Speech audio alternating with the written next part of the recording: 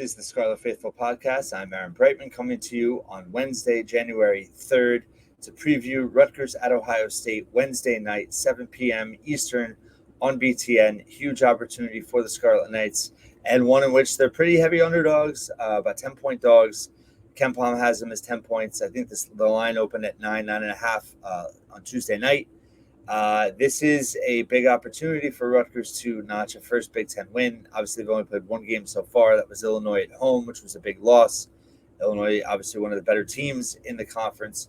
Ohio State, they're good. They're not great. They're very efficient offensively, but they are beatable. But it's going to be an uphill battle. Rutgers has to play about their best to win this game. There's a lot of areas in which they need to show up tonight, most notably they have to shoot the ball a lot better than they have the last two games. This team has bottomed out, I hope, in terms of shooting-wise. The last two games, they shot 39.7% from two-point range, 16.3% from three-point range. That's abysmal on both ends. You're not going to win games no matter who you play. We saw they almost lost to Stonehill in part because they shot so poorly. 7 of 43 from three over the last two games and just 31 of 78 from two. So why is that? What can they do to change that? Obviously, guard play is huge. Listen, I don't think Rutgers is going to win many Big Ten games if Noah Fernandes and Gavin Griffiths can't score at a high clip. They're their best two scorers, and they have struggled. And they both had a 0 against Stonehill, and that was a big reason why it was so close.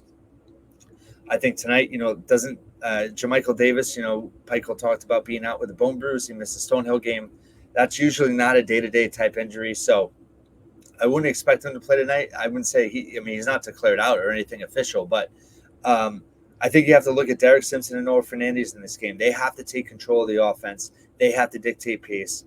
They have to get the ball in the right spots. They have to create opportunities for their teammates. I think Derek has at times been better at doing that. I think Noah, it comes a little bit more naturally. But Noah's been a little passive. It's funny, since the Seton Hall game, the last two games, he's been a little more passive. I think he needs to be an alpha tonight, and he needs to look for his shot. And I think that, in terms of looking to create off the bounce, that's at his strength.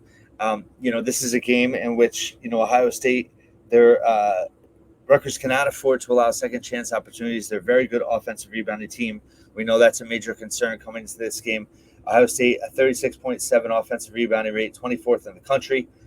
They're an average 2-point shooting team, 50.7%. So I think, Cliff and Mag, obviously, inside as rim defenders, have to show up big time. They can't foul. They need to be, they need to alter shots without fouling. They need to rebound well. They need to help limit Ohio State to one-shot possessions. Rutgers can't afford these long rebounds on threes and then kickouts to threes off of offensive rebounds. They have to be able to close out on shooters. Ohio State shooting 37.2% from three-point range. That's 40th nationally. They have a bunch of shooters. Jamison Battle, you may remember from Minnesota, killed Rutgers last year. And years before, he's shooting 42.4% from three on 80-plus attempts. He is very dangerous. Bruce Thornton is shooting 37.7%. Roddy Gale, 41%. Thornton's got about 60-something shots. Gale's around 40. But those are the three best shooters in terms of – there's Scotty Mulliton shooting 39% on limited attempts. But those three guys can do damage behind the arc. And all four players, along with Zed Key, who we know really well, Rutgers recruited him, and he's always been very effective. Other than last year, he was hurt a little bit when Rutgers played him. But all four players have offensive ratings over 117. I mean, Gale's at 117. Bruce Thornton's at 132.6. Battle's 122. Zed Key's 125. So what that means is they're super efficient. They're all shooting above, in terms of 2-point percentage. Gale shooting 57%. Thornton 49.4%. Battle 47%. Key 61%. They're all pretty good free throw shooters. Battle particularly 91%. Thornton 84%. So defensively, Rutgers has to be on point. They have to bring intensity. They have to close out driving lanes. They have to close out on shooters. They have to rebound. They have to have as good of a defensive effort as they can give in this game. Efficiency-wise, Rutgers shows up pretty good. this year. They're 16th nationally. They're very good in terms of opponent effective field goal percentage. They're holding opponents, just 29% from three, 42% from two. But that's got to show up tonight. That a lot of that we know is against inferior competition. They have to be able to, Ohio State plays slow. They have long possessions in the half court.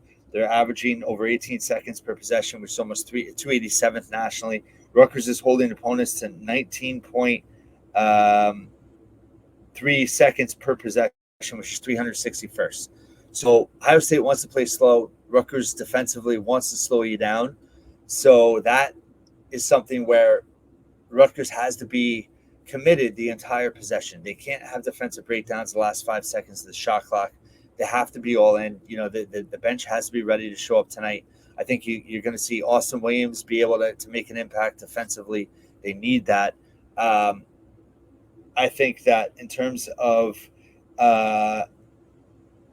also the other thing, Ohio State, getting to the free throw line. Rutgers can't foul tonight. And on the road, you're not going to get the calls, but they have to defend without fouling. I think in terms of offense, we know Rutgers does better generating offense off their defense. Steal-wise, Ohio State does not cough it up that much. Their steal rate is 7.9% on offense. That's 51st nationally. So they protect the basketball. Rutgers is forcing steals at a relatively high rate at 11.1%, which is 79th. But I think as much as Rutgers wants to run in this game, if this is going to be a slowdown, rock fight, Rutgers has to show up, right? They can't allow Ohio State to get open looks. They can't allow them to get easy baskets. This has got to be a fight for every point. And Rutgers has to hit shots. They have to create flow within the offense. And that comes down, I think, to Simpson and Fernandez in terms of the half court. Obviously getting Cliff in open space. You need some screening action. I think Wolf, he had a pad on his back in the last game. He looked a little, I think he's been a little passive. Might be hurting some, but he's their best screener. I think they really need to get him active if they can with screens. I think they got to work that high pick and roll with Cliff and Noah. Gavin's got to come in with confidence. He's got to shoot with confidence. If he can get going early, that would be obviously a very positive sign. Hyatt has been extremely consistent, but they have to look for their shots. Ohio State, in terms of defense, how have they defended the three this year? Pretty well. 89th. They're allowing opponents just 31% from three, 46 from two.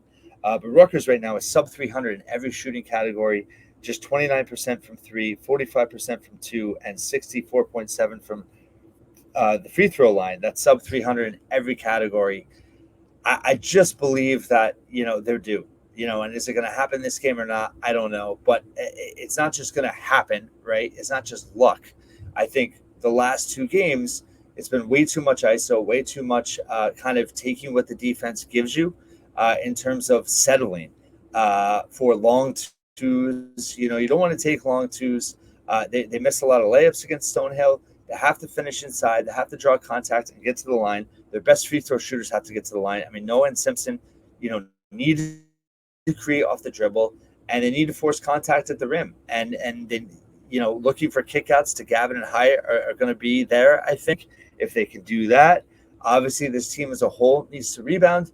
I don't expect them to out-rebound Ohio State, but it can't be a minus 15 rebounding margin. You just get bludgeoned inside. So this is a gut check game for sure. This is an opportunity. This is a game if, Ohio State is not unbeatable. They are defensively, they are 45th nationally. Offensively, they're 22nd. Rutgers right now, 16th nationally defense, 241st offensively. It's been a real struggle. So it's kind of basic in terms of what you got to do. You got to hold your own on the boards.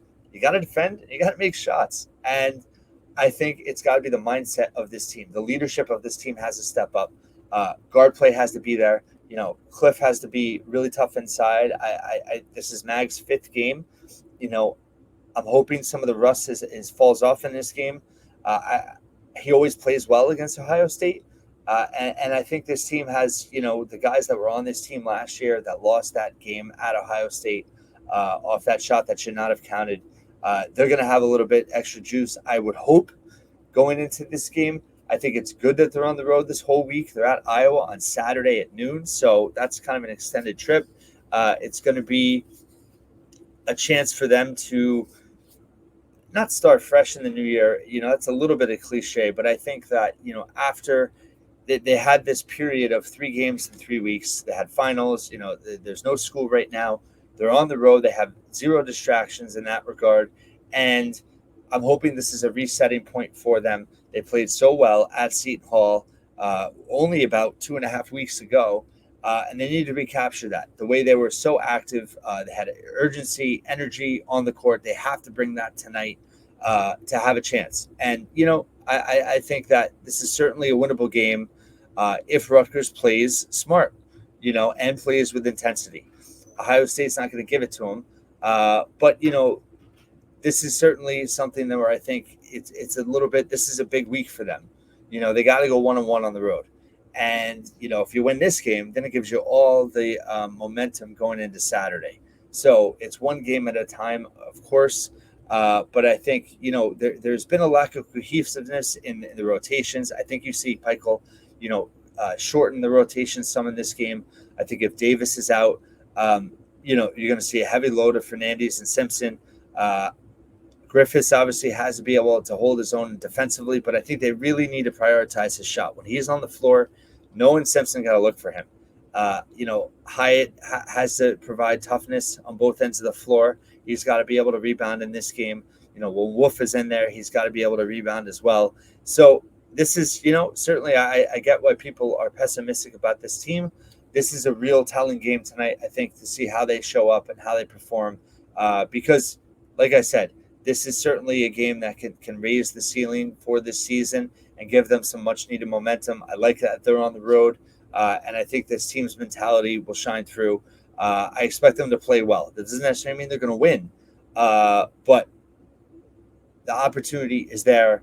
Again, got to keep Ohio State off the foul line. If Rutgers, the last 5 minutes, again, they haven't had too many close games lately, but you have assets at the line. You have Hyatt, you have Simpson, you have Fernandez. They can all hit free throws down the stretch. So if you can keep it close and you get to the foul line, that would be a big edge for this team. Ohio State, on the flip side, same thing. They can get to the foul line and be effective also. So that is going to be a huge X factor in this game.